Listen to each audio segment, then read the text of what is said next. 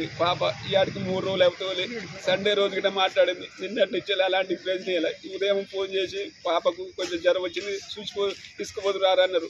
ఈ లోపల ఏమైనా సీరియస్ ఉందా మేడం అంటే ఏం సీరియస్ లేదు, మంచిగా ఉందన్నారు. అలా నిర్లక్ష్యం వల్ల రాగానే చనిపోయింది అంటారు. అక్కడ ఇంజక్షన్లు ఏమి ఇచ్చారో దాని ఎఫెక్ట్ వల్ల చనిపోయింది పాప. నా పాపకు ఇంత నైట్ ఫోన్ చేసినా నేను నా పాపని తీసుకొచ్చుకొని బతికించుకున్నాను.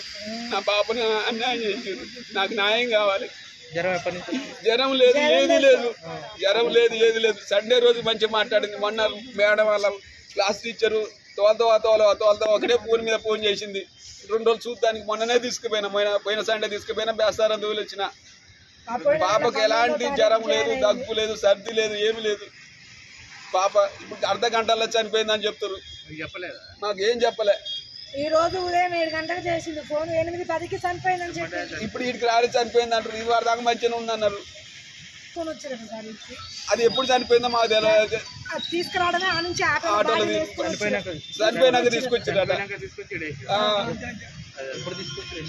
ఇప్పుడే జస్ట్